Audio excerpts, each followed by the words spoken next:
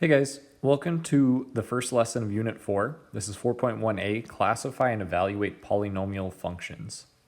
Okay, so a polynomial is an expression. I already have it written here, so if you need to pause and fill these in, please do so. I just didn't want to make you watch me write down all of this.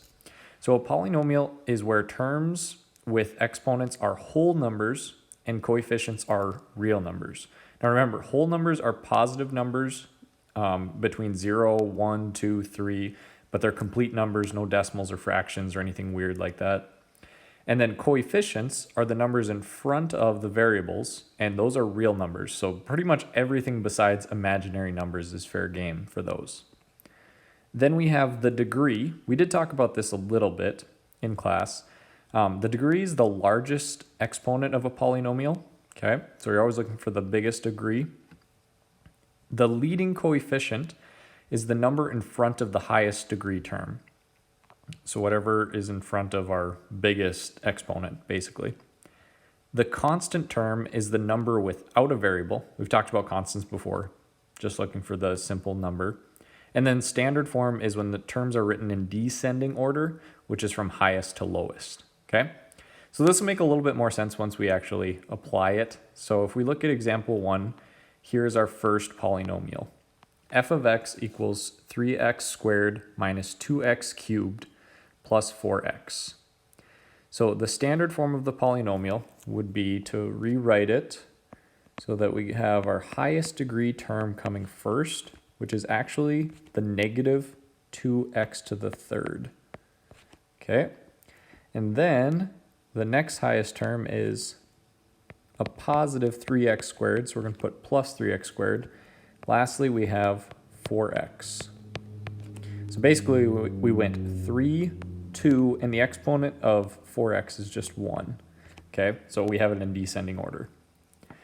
Now the leading coefficient, again, is the number in front of our highest degree term. So the highest degree term is x to the third, so it's this right here. So it's negative 2. The last part, the degree, well, what's the biggest exponent? 3. All right, now we're actually going to classify by degree. So when the degree is 0, okay, so we call that a constant. This is when we're not going to have a variable. It's going to be f of x equals, let's just use 3 as our number, okay? No variable attached, just a single number. When it's first degree, we call that linear. And remember that a linear equation, something like x plus 3, that is where it's just a straight line. Okay, and then let's go on to the next one, quadratic. And this is what we worked a lot with in the last unit. This is where the highest degree term is x squared. Third degree is called a cubic, and I've probably said that one a couple times. Cubic is one step up from quadratic, and that's going to be x cubed. This is just an example. And then quartic, think of quarter. Quartic is f of x. This is something to the 4th power. And then the last part, there are specific names for the degrees beyond 4th degree, but we're just going to call them nth degree polynomials. So if we had something to say the 7th power, we would say that's a 7th degree polynomial. We're not going to use a specific name for that. Okay. So let's keep going here, but these you are going to have memorized. Constant, linear, quadratic should be pretty familiar. It's basically just cubic and quartic that are the newer ones that you're going to have to get used to. We're not going to work a lot with nth degree polynomials. That's going to be pretty rare. Okay, then there's also classifying by the number of terms. So this is actually looking at how many total numbers are inside of our polynomial, or how many total terms are inside of our polynomial. So if there's only a single term, we call that a monomial. So if I have f of x equals, we'll just use 3x. So on the right side is what we're looking at. This is my only term on the right side. I have 1, so that's why it's a single term, and we call that a monomial. The binomial is one that we should be really familiar with because we did a lot of these when we were like multiplying. So this is where we have 2 terms. So this could be x plus 2. We have 1, 2 terms separated by a plus or a minus. Then we have trinomial. So that's if we had 3 terms, so that could be something like x squared plus 2x plus 4, something like that. There's 3 separate terms there. And then anything beyond that we're just going to call polynomials. Poly means many, so the most specific forms are monomial, binomial, trinomial. We're going to stop after that and just call everything with 4 terms or more a polynomial.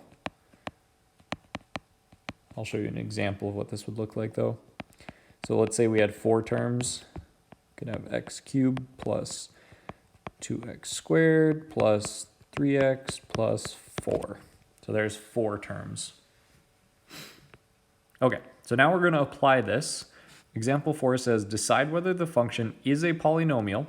If it is, write the function in standard form and state its degree. Classify by degree and classify by the number of terms and state the leading coefficient. So there's a lot we got to do, but first and foremost, we have to decide, is it a polynomial? So if we look at A, look at the coefficients. Are they real numbers? Looks to be that we have 2 and -1. So those are real numbers, so we're good there. Then we look at the exponents.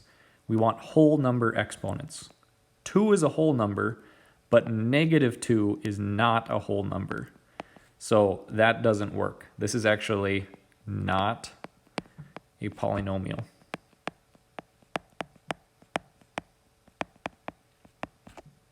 Okay?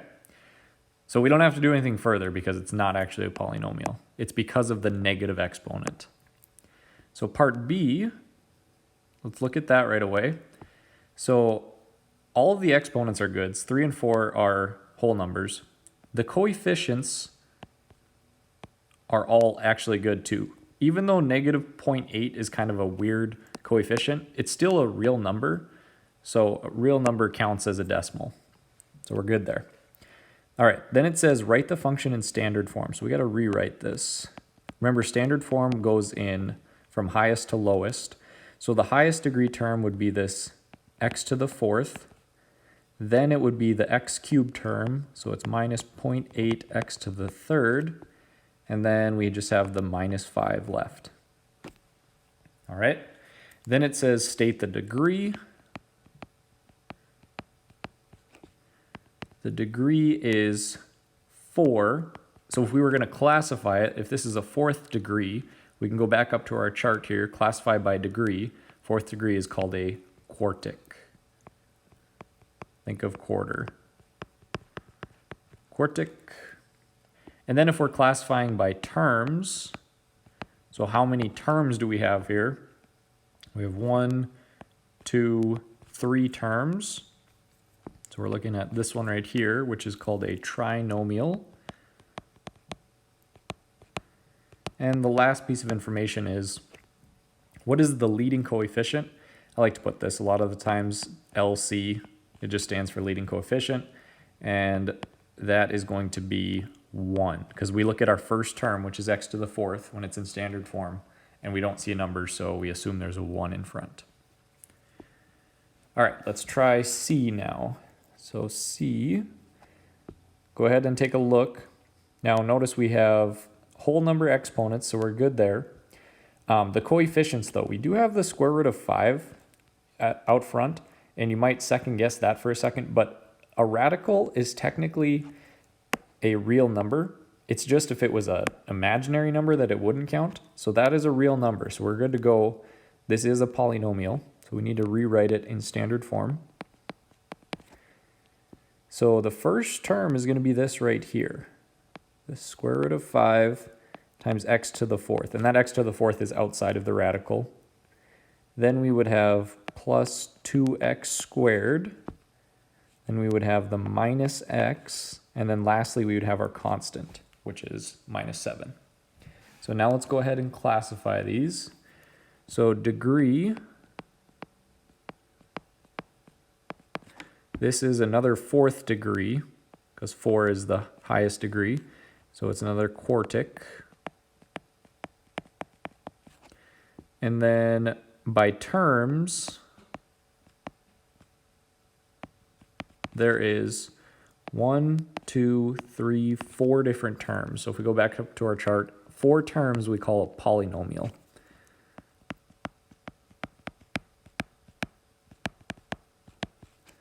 I gotta kind of block this off here.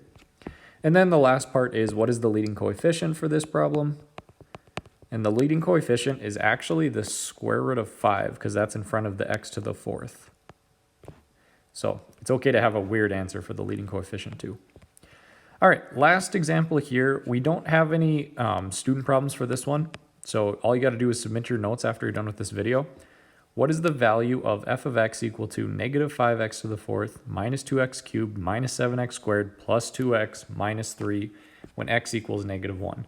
So when we're evaluating, all we're doing is plugging in the given number in place of x. So we're going to replace all of the x's. So this is substituting out negative 1. So it becomes negative 1 to the 4th power minus 2 times negative 1 to the 3rd power minus 7 times negative 1 squared plus 2 times negative 1 minus 3. Now you could type all of this out in one step in your calculator. You're welcome to do that. If you wanted to break it down and do it in your head, you would do the exponents first. So you know that negative 1 to the 4th power ends up actually being positive 1, and positive 1 times negative 5 is negative 5. Then we would do, so this part here would give us negative 5. Negative 1 to the 3rd power gives us negative 1. Negative 1 times negative 2 would give us plus 2. That's this part here. Then if you plug in negative 1 squared, you get positive 1. Positive 1 times negative 7 would give us minus 7. Then we have 2 times negative 1, which is negative 2. And lastly, nothing changes here. So negative 3. Okay, and then we would just combine all those numbers together. Negative 5 plus 2 is negative 3. Negative 3 minus 7 is negative 10. Negative 10 minus 2 is negative 12. And negative 12 minus 3 is negative 15. Again, you could just type that all out in your calculator, but if you wanted to do it by hand, it's not too bad since it's just negative 1. All right.